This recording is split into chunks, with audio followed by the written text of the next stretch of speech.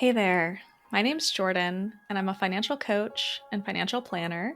And today I'm your host at the Reimagine Wealth podcast, where we share imperfect stories about embodying our values, weaving just system level safety nets, and working to build the world that we want to live in, one where we all get to have our needs met and thrive. Let these be shared learnings that allow you to more deeply explore, experiment, and shift, and that allow us to unlock our collective knowledge. This show is ad-free and available to everyone, and it wouldn't be possible without your love and support. So if you like what you're listening to, please like, review, subscribe, and share the show with those in your community. If you're able, please support my work to produce the show by becoming a paid member of my Substack, which starts at $6 a month. Link to that and more is in the show notes. Thank you so much for listening. And now let's get into the show. In this episode, you are going to hear from Pérez, who also goes by Miriam Zoila Pérez, and they are a queer Cuban American writer and an activist based in Washington, D.C. Their nonfiction writing has appeared in outlets like the New York Times, and their debut young fiction adult novel, Camila Núñez's Year of Disasters, was published in 2025. Perez has also spent almost 2 decades supporting social justice nonprofits with strategic communications, and in 2024, they began working as a certified YNAB, otherwise known as You Need a Budget, money coach, helping individuals and couples find alignment in their financial lives. One other thing to mention, and we don't get into it too much in the conversation, but the genocide in Gaza does get brought up and part of Perez's story. And today marks an increased escalation in the Gaza Strip, with Israel dropping a series of bombs and a ground invasion. So please use your time, your energy, your resources to continue to show up in solidarity, whether that's through sending funds, whether that's through calling your reps, whether that's through being in the streets, whether that's through direct action. Let's not let this lead us to despair, but let it ignite our anger, our grief, and knowing that we're all connected. Okay, welcome, Perez. I'm very happy to have you here. And as you might know, for guests on the show, I usually ask them to share a little bit about themselves by sharing their own money story. So how money has moved through your life or your family's lives, how it shaped you, and any systemic conditions that you want to share. So as much or as little as you want to share, would love for you to introduce yourself in your own words. Thank you so much. Yeah, I've been thinking about this question because I'd listened to your podcast, a few of the episodes, and hearing people talk about their money story. So my parents are both immigrants from Cuba. The interesting thing is, like, there isn't one story, which maybe is really common, but I feel like there's a lot of ways in which money has changed dramatically in the course of even just like one generation of my family. So both my parents are immigrants from Cuba, but they immigrated separately. My mom was 13, my dad was 11. And so their families had very different economic contexts in Cuba. My father's family was very wealthy and had a very successful import-export business, owned a really large home. Like, I think some generational wealth had been built in Cuba. Whereas my mother's parents themselves were immigrants to Cuba from Eastern Europe. They were Jews fleeing anti-Semitism. And so my maternal grandfather had got to Cuba at 18, started sweeping floors, and then had worked his way up to owning a small clothing store in downtown Havana.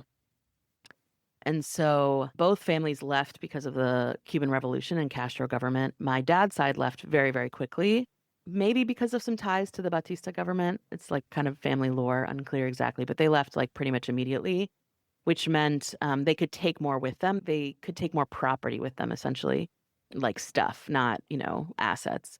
But it still meant they left most of their wealth in Cuba. But my paternal grandfather, because of his business, he did a lot of business in the United States. He had a little bit of money in a U.S. bank account. And so he was able to buy a home in Miami when they got to Miami. They were, I would say, lower middle class in the context of like Cuban immigrants, but there was a lot of family living in the home, like many generations. Like, it was not, they never recovered the wealth they had in Cuba, and they never, instead, like, the class status of those, my aunts and uncles, declined in comparison to what their parents had experienced in Cuba. And so my mother's family waited longer to leave because they were hoping that it wouldn't last. The Castro government wouldn't last. They had experienced communism in Eastern Europe and were not excited about it again. And then, but eventually, even the small business owners' property was seized, right? So, they started with the wealthy people, property and businesses were seized immediately. And then eventually everybody's business was seized, even the person who owned their own little clothing shop. So a few years later, my mother's family also left to the US. And so the interesting thing is that in the US, the trajectories have been very different. Whereas my mother has two sisters. Well, she had three, but one passed away as a child, as a teenager. Her two sisters have become very wealthy, like millionaire status wealthy, primarily through marriage and I think some business stuff related to marriage and then after the fact. My mother is like a upper middle class college professor. And then my father's family, like I said, nobody ever regained the kind of class status that they had in Cuba. I would say my father's also like an upper middle class college professor. Both retired now. They've been divorced since I was 4. So it's a complicated, right? There's not like one class story, which I think is maybe common with immigrants. And there's this experience of having lost all this class status and never regaining it on one side. And then on the other side, never really having that kind of class status. And then somehow my aunts achieving a very high class status in the US and in Puerto Rico. One of the aunts lives in Puerto Rico, which is part of the US. And so then I was raised in my nuclear family in like a very middle class place. My parents both got PhDs. They were like the first people in their families to go in that academic route. They were sort of seen as like these weird teachers compared to their like mostly business owning. That was really what the two sides of the family was used to, is like running businesses. And they're like, you're going to be a teacher, But it created a lot of job security because they were both able to get tenure, which meant that they couldn't lose their jobs and they had job security. And they waited to have children until they had tenure. So they were a little bit older. They were like in their late 30s, mid 30s when they had me and my brother. And then they divorced when I was 4. Again, there's this like divided experience that I had growing up, which is two very different parents with very different ways of dealing with money. My mother kind of always living at the edge of her means. I think some of that coming from being a single parent, even though they were co-parenting, she was responsible for her household on her own. And then she worked for a public university. And so she never achieved the kind of salary levels that my father achieved, who worked in private universities and also published a lot of books and had a wife, my stepmother, who shared in the parenting and all that stuff. And so their class trajectories, I mean, I wouldn't say they're in super different class levels, but they're at different ends of the class level, I think. My father is also someone who's very frugal and very like careful with money. And I would say not very generous. And my mother is someone who's extremely generous and will give anything that she has to help someone. And so it's a really interesting, complicated mix of ways of relating to money and class identity and immigration and all these different things that come together. And so then I definitely consider myself someone with some class privilege. I was able to go to college without having to pay for it because of benefits from my father and stepmother's jobs at a university. So I left college. I went to a private liberal arts college and didn't leave with any debt. So that's been an incredible privilege that has set me up for my adulthood in a really privileged way. And then I have been able to get support financially from predominantly my mother at this point because of her generosity and her willingness to help. And so I'm not somebody who has to operate without any support, but I'm also not, I don't have any sense of like an inheritance coming or something like that, So it's been interesting. I know resource generation and I know that world. And it's like putting myself in that. I'm not sure exactly where I fit, right? Like I have privilege, but part of it is that I don't know what to expect. It's not clear what will happen and if there will be resources that will be passed to me and how much they are. There's not a lot of clarity about that. And so it becomes difficult to know how to relate to those statuses, right? And I'm somebody who single. I'm in my early 40s. I rent an apartment in Washington, D.C., and I've been working for myself for many years. And so my income situation has been relatively moderate compared to some of my peers, but that's been by choice, really. Like I know that I could earn more than I am earning, and I'm choosing to do that differently for a lot of reasons I'm sure we'll talk about. So I'm not somebody who has been accumulating assets. I own a 10-year-old or 13-year-old Honda Fit, I don't have any assets that have a lot of value, but I also don't worry about economic insecurity. Like if I needed something, I know my mother would help me out to the degree that she could. So yeah, it's kind of a mixed story. Yeah. Well, thank you so much for sharing all of that. And I love like bringing your family history into it too. And also like the grappling of where do I fit into this class spectrum? And I'm excited to get into talking more about your work, but just wanted to say I really appreciate how you lifted up all different forms of privilege. Like it's not just money or it's not just, oh, my family helps me out, but also the privilege that comes with having choice to do more fulfilling work. So Yeah. thank you. And I'm curious how your family's relationship and leaving Cuba, how that has informed your own politic or your own worldview or even your own relationship to money. Yeah. Yeah, it's interesting. I mean, the politics in the Cuban American diaspora are complicated. It's of the like Latino diasporas, it's one of the more conservative ones. Now we're being joined by like the Venezuelan diaspora and some other immigrant communities that also tend toward being more right wing. Although it's interesting to think about what might happen in this moment because those groups who have supported, for example, like the Trump presidency, are being targeted just like any other Latino group, or even more so in terms of the deportations. Like a lot of the people who've been deported to the really horrible prisons in El Salvador are Venezuelan migrants. So it'll be interesting to see if that makes any shift in the sort of long legacy of relationship between. And there's been some Cubans also who've been deported, which is like almost unheard of because Cubans have had a special status in the US since the 60s that was only ended during the Obama administration. So if you're Cuban and you made it to the US, you had an automatic path to citizenship, which basically did not exist for any other group. And that was ended by Obama. And now you find Trump has been deporting Cubans who've been here for 40 years who didn't get their citizenship or whatever, couldn't maybe. So I would hope that that might make people question the relationship, their affiliation to this political leaning that is so unfriendly to immigrants. So yeah, there's a complicated thing about being like very progressive and being part of the Cuban American diaspora because we tend to be in the minority. Although the younger you are, the more likely you are to be more progressive. There is like a generational thing that happens. But yeah, Cubans can be very, unfortunately, like right leaning. And so there's a lot of cognitive dissonance with that, right? Because you're an immigrant in the US. Often, race is a complicated thing in the Cuban community because some people who see themselves as white and were seen as white in Cuba are not seen as white here. So there's this like also the way that the privilege shifts in context. You know, for people in my generation who came up in the US and then I was politicized in a broader like Latinx community, right? So to understand, I don't see myself as like better than or separate from other Latino immigrants in the US, whereas Cubans often have this sense of like we're better or something. It's really problematic. So yeah, I've been politicized more in the context of understanding the complexities of these identities in the US and yeah, seeing myself very much in solidarity and in community with other Latino groups who don't have the privileges that Cubans have been afforded in the past. On the other side, there can be like a very left wing kind of like knee jerk pro Castro stance that I find also very problematic and uncomfortable. I wrote about this actually. Maybe we can put a link in the show notes. When Obama tried to open up an embassy in Cuba during his administration, that was like a really big moment politically because it had not existed for many, many years and decades.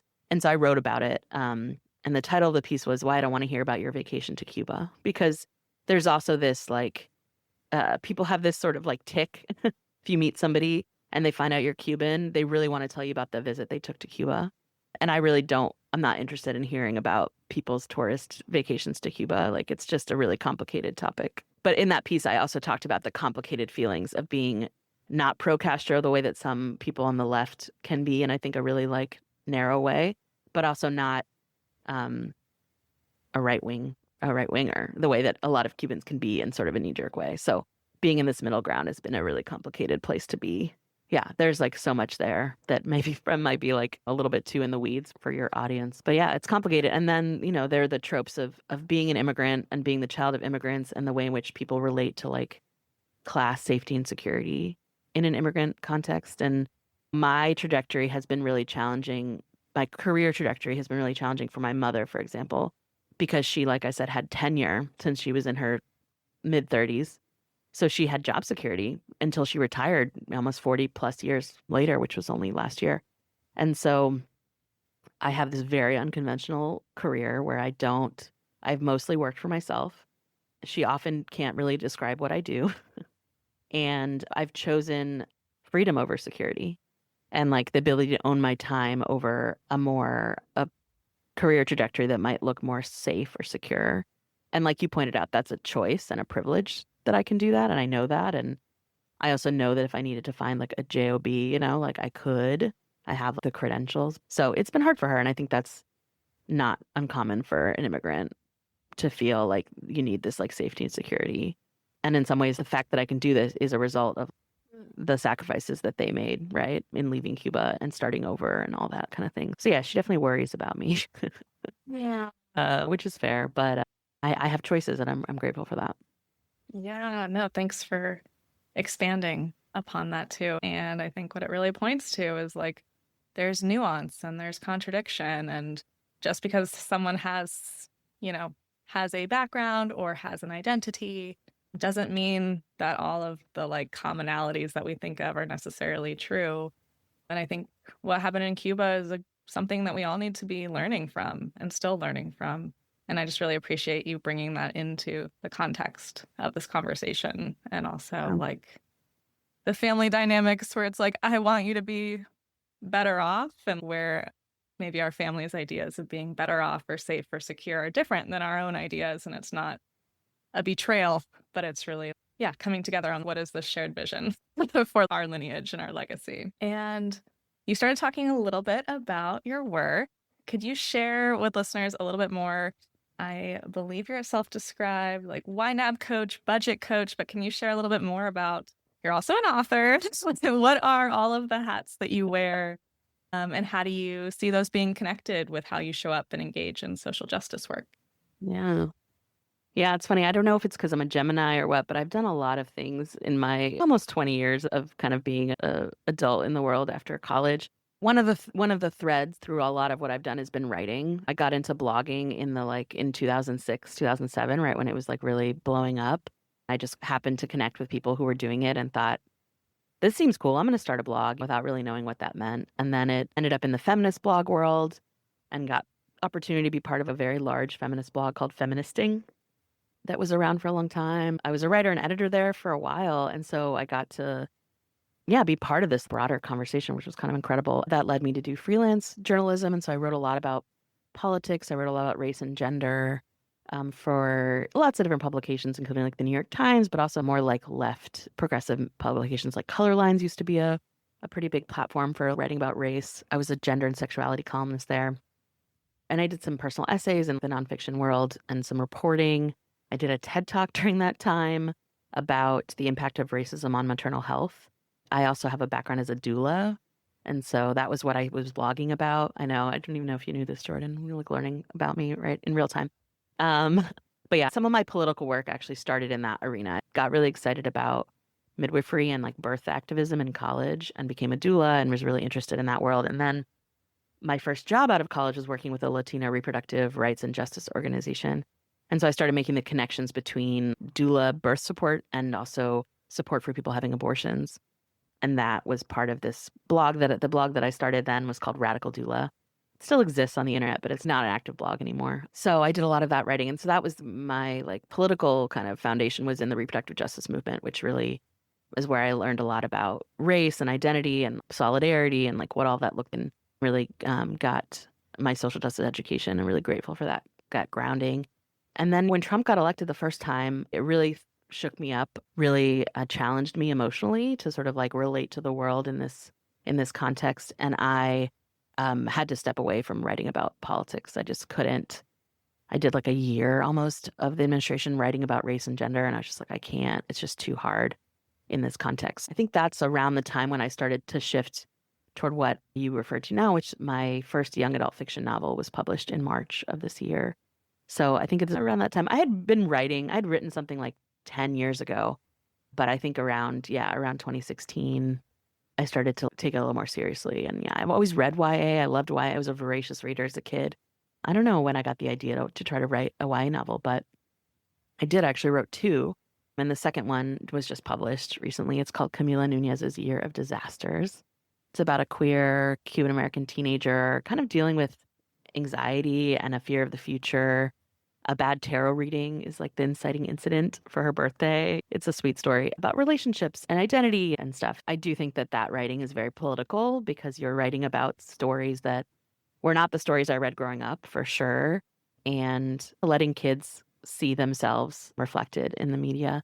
I mean, I don't know if my book has been banned yet, but I'm sure it will be. It's like it's got all of the topics that are controversial these days, but it's also, we don't yet live in an authoritarian government, so people still have access to the books they want to read in most contexts. So I'm grateful that that's there. And I still do political work. I still do communications consulting support for nonprofits. My primary client now is in the anti-violence space. So I still do that work because I enjoy it and it pays my bills, to be honest, right? But I'm getting much more passionate about the fiction writing and working on a couple of other fiction projects. And so the YNAB stuff, the like money coaching piece came in, I think around the time I had a full-time job until maybe like 2008. And then I decided I was going to leave my full-time job and like be a freelance writer, which is like so wild to me that I was like going to do that. But also because I was part of this like feminist writer community, I knew other people who had done it. So it gave me a little bit of confidence to like branch out on my own. But I had already decided to do it when the stock market crashed in '08, right before Obama was elected. So I was like, damn it, I have this plan. I hadn't yet quit, but I was planning on quitting. And it was really, I was like, I can't go back, even though this feels like the worst time to do it, right? Like we're in this economic crisis. I had never experienced that kind of thing in my life, but I did it anyway, and it worked out okay, thankfully. Some of that is the privilege that I had, that because I didn't have any debt from college, when I moved to New York for my first job, I didn't have a lot of spending habits because the college I went to, we just lived on campus and didn't really spend money. We didn't go out. And so I saved like $12,000 or something in the first year of working because I just didn't have any habits around spending money. And I like lived in a 2-bedroom apartment. Well, it was a 3-bedroom apartment, but one was a walkthrough in Brooklyn with like 3 friends, the 3 of us shared this apartment. So it was affordable. And I didn't even have habits around like buying coffee. So yeah, I saved a bunch of money kind of by accident, just because I just didn't have, and again, because I didn't have student loans to pay. And the job that I got was a decent salary at the time. It was like $37,000 a year, which seems so little now, but then felt, this was 2006. I was like, oh my God, it's amazing. So that cushion that I sort of accidentally saved allowed me to then take all these risks that I took, like quitting my job during a recession. So sometime in those years, about 12 or 13 years ago, I stumbled on YNAB. I don't know how I stumbled upon it anymore. I wish I could remember. But at the time, it was Do you mind just sharing like what YNAB means? Yeah, totally. So they're doing the thing now where they're like, it doesn't stand for anything anymore. But initially it stood for you need a budget. So YNAB, WNAB. And when I found it there 12, 13 years ago, it was not even web-based. It was an application that you downloaded. It was very low tech at the time. Like you had to import manually your bank transactions. Like there, now you can link it all. But I found it somehow and I taught myself how to use it. And it has been really like key to me being able to do this like unconventional life where I have inconsistent income and don't know when I'm going to get paid. Like the things that you deal with as a freelancer and a consultant, having to put money aside for taxes, all that stuff I was able to do and learn how to do using this software. And I've watched the company evolve. I've watched it has like a very cult following to it. Like people are really into it. I would say I'm one of those people because I literally can't imagine managing my financial life without it. Like I don't know what I used to do. And I'm not sure what I would do if it ceased to exist. But it feels very political to me because it is very tied to my ability to prioritize the things that are like values-based or the things that I want to do versus the things that are going to earn me the most money. And then I was a dork about it. So I would like talk to my friends about it and be like, this thing is really cool. Like you should really try it. And some of them would be like, okay. And I would like do these little tutorials with people and sit down and help them set it up and try to get them to learn how to use it because I thought it was really helpful. And some people were success stories and some people It didn't stick, and some people use it for a little bit. And so I was doing that just like for fun, basically, because I was like a geek about it and really wanted to help people. I do think that I'm somebody who has like a facility with numbers and like spreadsheets. Like I maybe could have been an accountant in a different life. So I think that's just a coincidence that I have that skill set alongside these other ones. So then about 2 years ago, YNAB rolled out like a coaching program a couple of years ago. I'm super like cult and like pyramid scheme aware. Like I feel very paranoid about those things and like consume a lot of media about them. So I always feel like I need to preface when I talk about this that like it's not a pyramid. Yeah, YNAB is cultish and that people love it. It's not actually a cult. There's no coercion happening. And I've spent a lot of time paying attention to the business too, because I'm like, well, who are these people, right? It's owned by this guy, Jesse Meekum. He started it. I think he's a Mormon because he's a white guy in Utah with like 7 children, but he doesn't talk about religion or politics really, which is interesting to like see him navigate that. And I know you have more questions about YNAB, so we can talk more about it. But I just want to say that the coaching, I like the way they set it up because coaching is also itself kind of sometimes a pyramid in some contexts. Um, Basically, you pay for the course. You take a course with them. They teach you how to teach the YNAB method and give you all these like advice about how to do it. And then if you do what they ask you to do, like take the tests and do the requirements, they call you a certified coach. And then you're off on your own to work with clients however you want, to charge whatever you want. There's no kickback. They don't get anything that I earn. I don't get any bonuses for bringing in new clients. Like it's very clean, like very separate, which I really appreciate. I'm not asked to recruit coaches. I don't get anything for recruiting coaches. So I always feel like I need to preface that because I myself am a little bit paranoid about that stuff. So I decided to take the class. I was like, let me see how they teach it. I'm just making this up on my own. Like, why don't I learn from these people about how they teach it? And then, yeah, since January of 2024, I've been working with clients one-on-one to help them learn how to use YNAB and manage their money more effectively.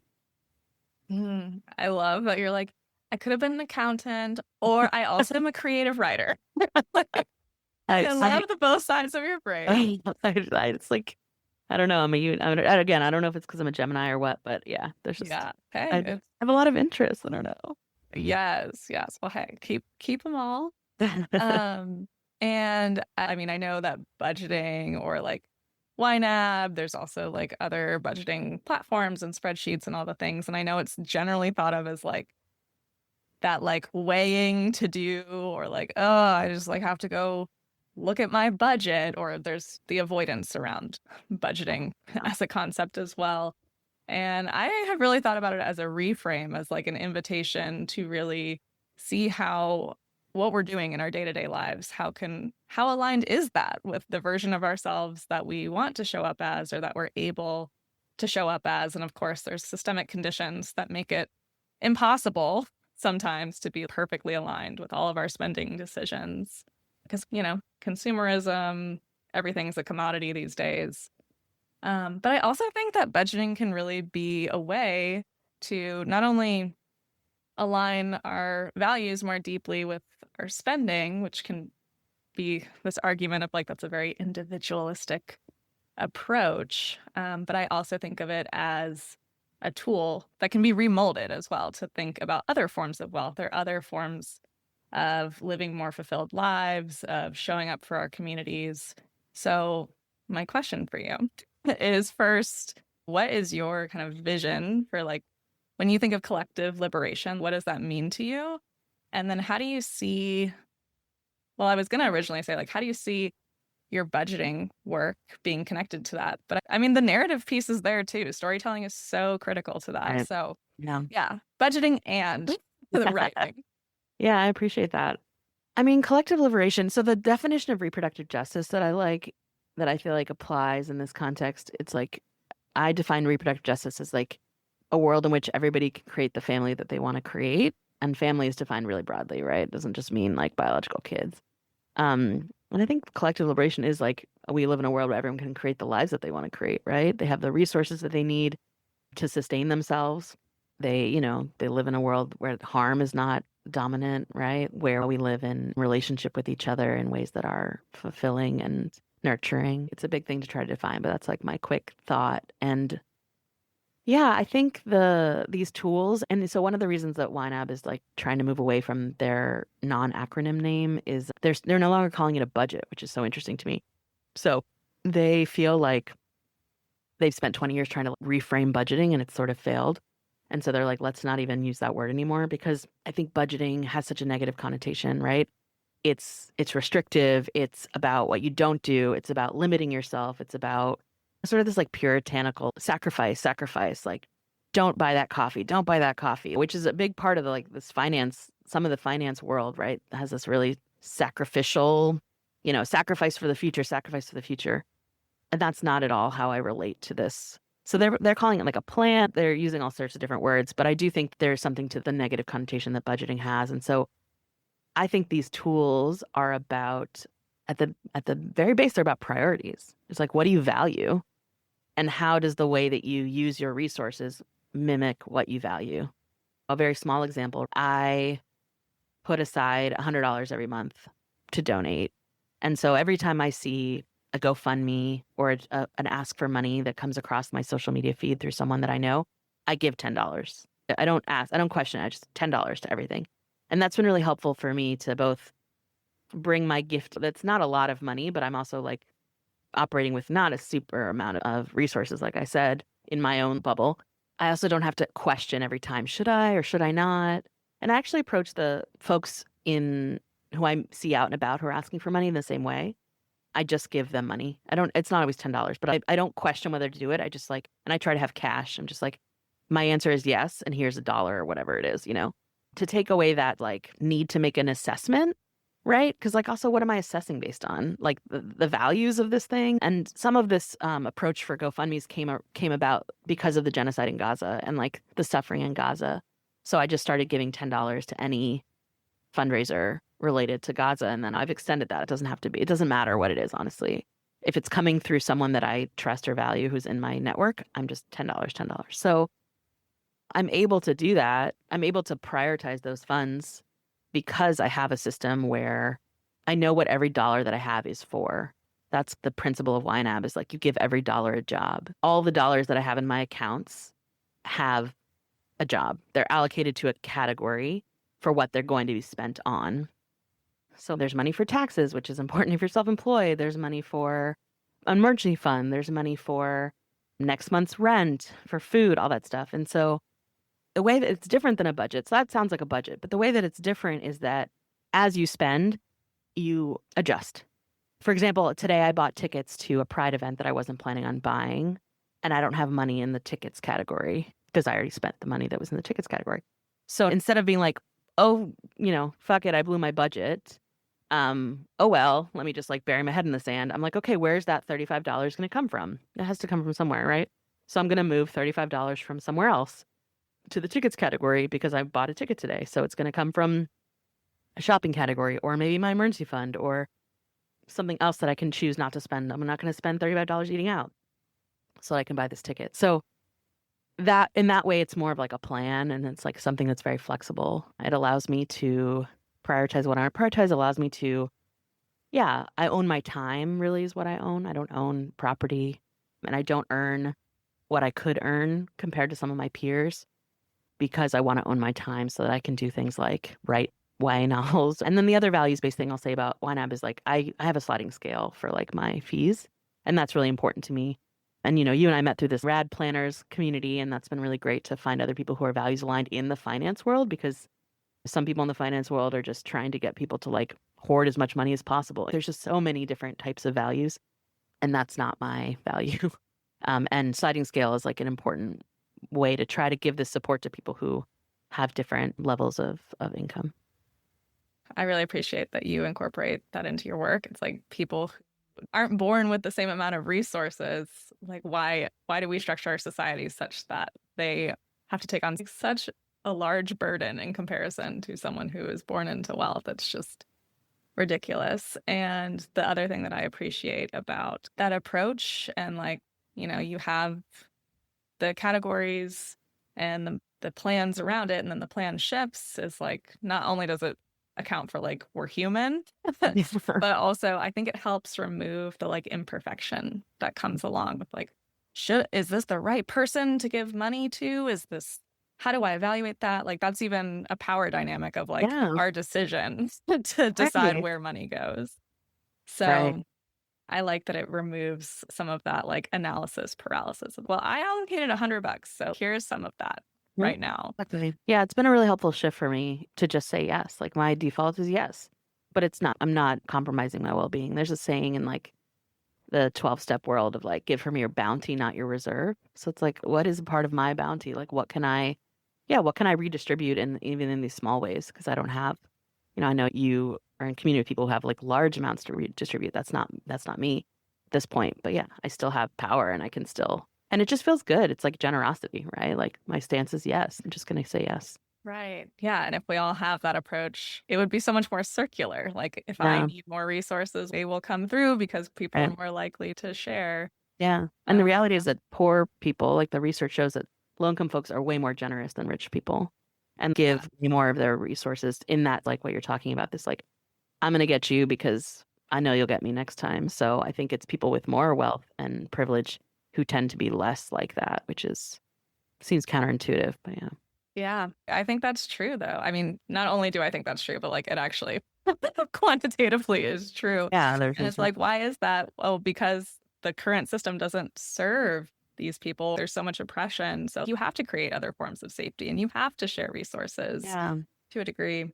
Yeah. And one of the things that YNAB does well is like they really want you to get specific about what is that money for.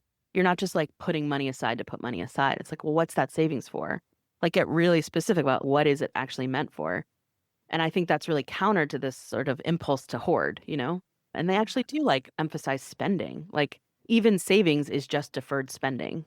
So what are you saving for? Another person you and I mentioned earlier, Ramit Sethi, who I like in terms of like the finance bro world, he's a person of color. He's not Republican. He's pro taxes, like those kinds of things, pro generosity. You need to learn how to spend. That's also a skill. And if you wait until you're someday when you think you have enough, you don't have the habits to spend, what is all that money going to do? Like it's just a waste. So that sense of getting really clear, it's like, well, what am I saving for? Really helps people, I think, combat the tendency to just hoard and also get really clear about their priorities. Yeah. And this fear of like, do I have enough? Well, this is showing you like where, What is like, if enough? you Yeah. have a purpose for all of this money, then it can help combat that fear or at least help you address the anxiety that's coming up. Which kind of brings me to, I'm going to fold two questions Okay. into one.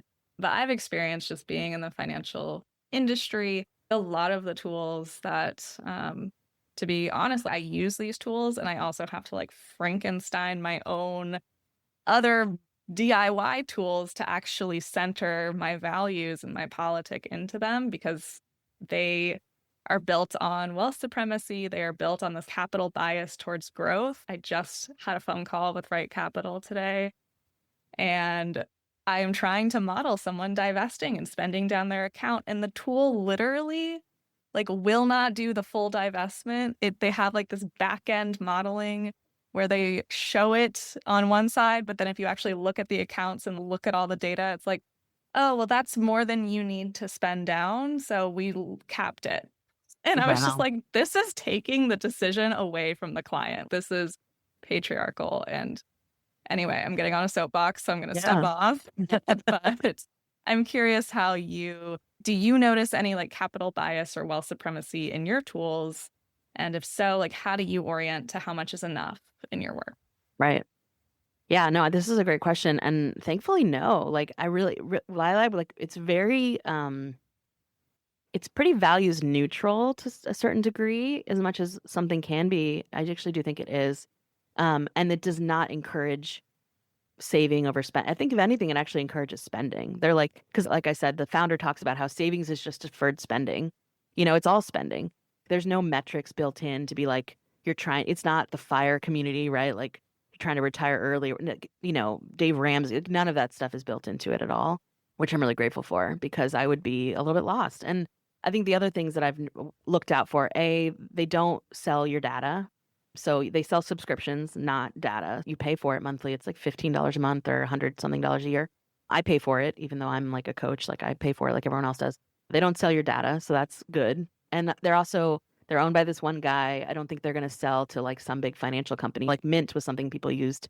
A lot of people used. It was free, and then it got shut down because somebody bought it and decided it wasn't worth anything to them, you know? I mean, I can't say there's no capital bias. I mean, it is like, it's not an anti-capitalist like planning tool, but it really allows you to do whatever you want. Like you set it up the way you want to set it up. Like the only things you have to do are like give every dollar a job and categorize your transactions. So if you're not somebody who wants to do a lot of detail work, it can be tough, but some of it gets automated. It learns what things are and stuff like that. So I think that's the only bias it has, is towards making you open your eyes and look at your situation.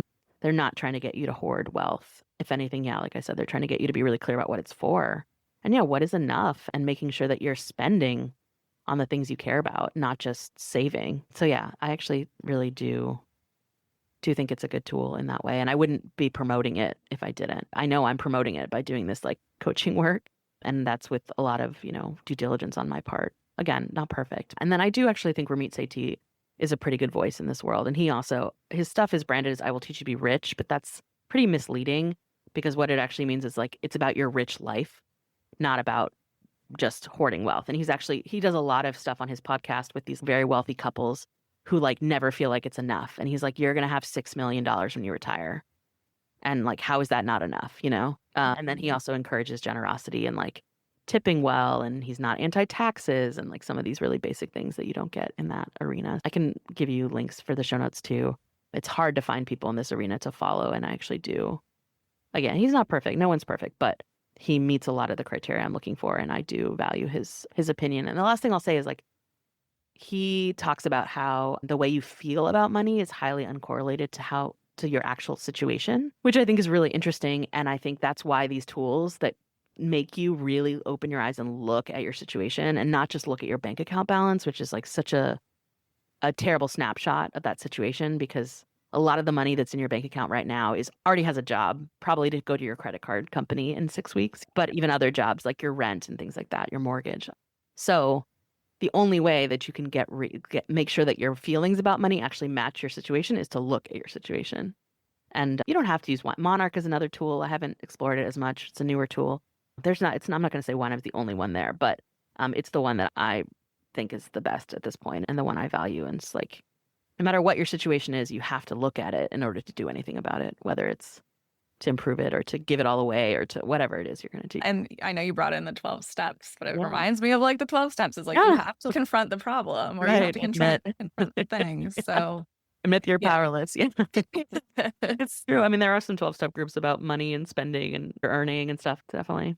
Yeah. Well, I think that is a great point to wrap up. And I just want to say thank you so much for coming on the show. Yeah, I really love talking about this stuff and don't get to do it in a politically aligned way very often. So thank you for creating this podcast and for the work you do. Thank you so much for listening to the Reimagine Wealth podcast. You can find resources and links from today's episode in the show notes. And if you enjoyed this episode, please like, review, subscribe, and share this with those in your community. If you'd like to support the show, you can become a paid member of my Substack, which allows me to sustain this work and have more episodes to share in the future. Again, links to all of that and more are in the show notes. And until next time, I'm sending you resilience and warmth, and thank you so much for tuning in.